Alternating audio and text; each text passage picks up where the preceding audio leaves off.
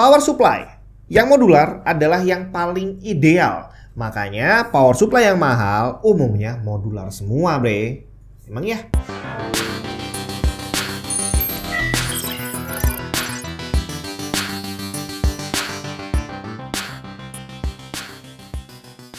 Itu adalah stereotip yang tidak bisa, ya bukan nggak bisa sih, tapi sulit untuk dihindari. Bahwa kalau kita beli power supply yang mahal, sudah hampir bisa dipastikan mereka modular.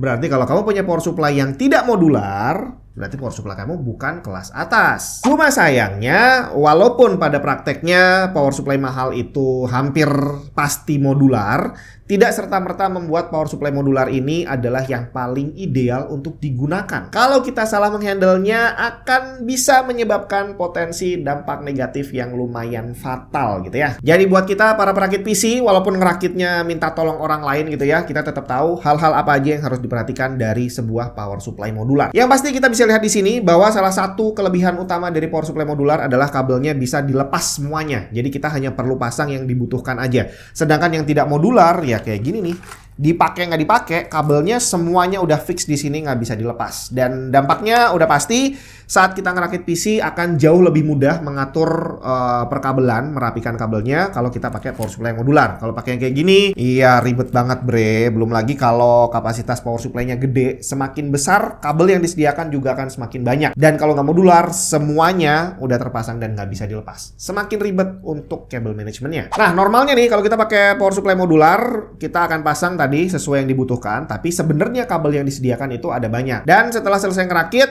kabel yang nggak kepake tadi disimpan, masukin kardus, kita simpan. Nah, disinilah mulai kita masuk ke dalam potensi masalah. Jadi nyimpen kardus bekas rakitan itu bukan untuk semua orang.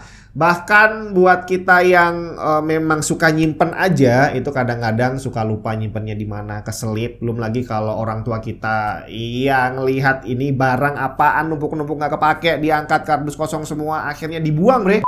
Dan akhirnya banyak terjadi kabel modularnya hilang. Kabel yang nggak kepake tadi hilang entah kemana. Dan kabel hilang sendiri nggak melulu karena kesalahan kita. Tadi kebuang itu kan adalah kesalahan kita. Bisa jadi kabel hilang itu adalah kesalahan dari sejak awal dari pabriknya. Jadi saat mereka packing barangnya untuk dikirim, ternyata ada kabel yang ketinggalan, nggak masuk. Atau bisa jadi di tingkat seller. Saat seller mau ngirim barang ke kita, dibuka, dicek semua kabel satu-satu lengkap, terus dibungkus lagi, ternyata ada yang ketinggalan, nggak masuk ke dalam kardusnya. Dan kita sebagai buyer saat kita nerima power supply, siapa yang ngecekin satu-satu apakah kabelnya lengkap atau enggak. Banyak kejadian akhirnya kita baru sadar kabelnya kurang itu setelah mungkin 1, 2, atau 3 tahun setelah kita beli power supply-nya. Waktu kita terima, kita rakit, kita nggak sadar karena kita pasang hanya yang kita butuhkan, sisanya disimpan. Baru 2 tahun kemudian kita upgrade GPU misalkan, terus butuh tambahan kabel PCI Express, kita cari di bungkusnya, ternyata nggak ada kabelnya bre, padahal harusnya ada. Nah, disinilah akan muncul potensi masalah tahap selanjutnya. Saya ceritain pengalaman pribadi. Jadi waktu itu di rumah saya punya 2 PC, di mana dua-duanya pakai power supply modular. PC yang satu yang biasa saya pakai itu slot untuk storage-nya udah penuh. Jadi kabel SATA, power SATA yang disediakan sama power supply-nya udah habis. Dan waktu itu saya pengen nambah SSD baru. Akhirnya ya udah, saya beli SSD baru, terus saya carilah kabel power SATA untuk power supply-nya. Saya pasang, colokin ke SSD-nya, nyalain PC-nya. Berasap dong SSD-nya. Langsung saya matiin, saya cabut dan lihat SSD-nya kayaknya dapat yang cacat nih ya. Tapi untuk memastikan apakah benar SSD-nya cacat, saya harus ngetes dulu pakai SSD yang berbeda. Akhirnya saya ambil SSD lain, colokin ke kabel yang baru tadi, nyalain PC-nya dan ternyata berasap lagi. Kebakar 2 SSD berurutan. Ini adalah kejadian yang hampir nggak mungkin terjadi kalau itu adalah karena SSD-nya yang rusak gitu ya. Jadi akhirnya kecurigaan saya langsung ke kabelnya. Waduh, jangan-jangan kabelnya yang bermasalah. Saya lepas kabelnya, saya lihat, dan ternyata memang benar bre, ketuker. Saya salah ambil kabel dari yang seharusnya punya PC kedua.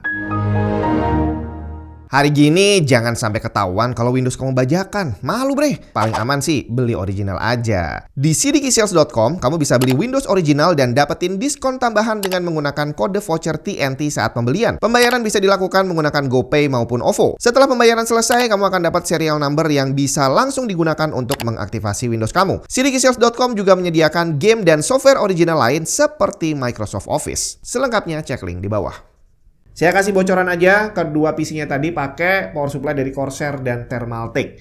Jadi untuk kedua brand tadi saya nggak tahu apakah berlaku untuk semuanya atau enggak, tapi yang pasti ternyata kabel SATA-nya tidak saling kompatibel. Dan tidak kompatibelnya itu memakan korban, bre. Nah, dalam kasus saya kabelnya nggak hilang, cuma ketuker aja. Tapi kalau kasusnya ternyata hilang dan akhirnya kamu harus cari kabel baru, beli online, nah ini yang harus kamu perhatikan. Nggak boleh beli kabel sembarangan. Jangankan untuk brand yang berbeda, bahkan untuk brand yang sama aja, mereka nggak berani bilang bahwa kabelnya bisa saling tuker untuk tipe yang berbeda. Saya kasih satu contoh. Ini adalah kabel power untuk GPU. Tertulis di judulnya untuk Corsair, tapi di deskripsinya tertulis hanya untuk Corsair tipe yang disebutkan. Tapi ternyata nggak cuma itu. Dia juga bisa digunakan untuk power supply merek lain yang di sini tidak tertulis tipe pastinya. Hanya dibilang tipe tertentu. Nah, kalau kamu menemukan kasus seperti ini, kalau tipe power supply kamu tidak tertulis dengan jelas di situ, jangan dibeli. Carilah yang memang benar-benar tertulis sesuai. Misalkan ini Hydro G misalkan, itu kan dia modular tuh.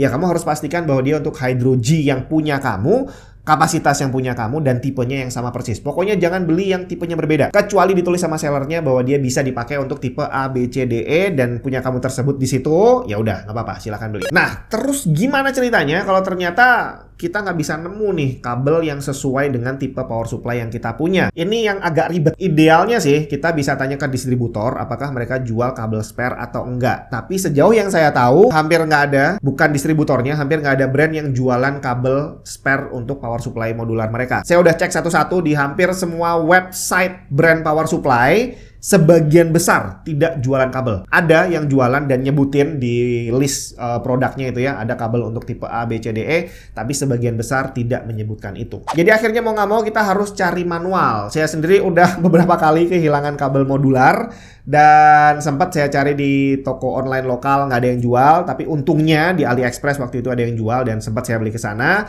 Dan bukan cuma saya, teman-teman saya juga ada beberapa yang kehilangan kabel dan minta tolong cariin kabel yang pas. Jadi sepertinya kehilangan kabel dan mencari kabel pengganti adalah hal yang wajar untuk para pengguna power supply modular. Dan ini adalah satu hal yang harus kamu pahami baik-baik. Kalau bisa jangan sampai hilang, kalau bisa kabelnya jangan sampai rusak. Jadi saat kamu menerima barang, saat kamu beli, ini power supply-nya datang, langsung cek. Biasanya di websitenya itu ada spesifikasinya. Di kardusnya kadang juga tertulis, terus di buku manualnya itu juga biasanya disebutin bahwa di dalam paketnya itu kabelnya apa aja, jumlahnya berapa biasanya ada. Kamu hitung dulu, kalau ada yang kurang langsung informasikan ke seller atau ke distributornya. Siapa tahu ketinggalan di tempat mereka, atau kalau misalkan memang nggak ada, ya minta tuker aja. Jangan sampai kehilangan kabel ini baru kamu sadari setelah 1 atau 2 tahun kamu beli barangnya. Kalau sampai terlambat, bakal susah ngeceknya. Siapa yang salah? Apakah distributornya, apakah sellernya, atau kamu sendiri yang ternyata kurang rapi saat menyimpan barang?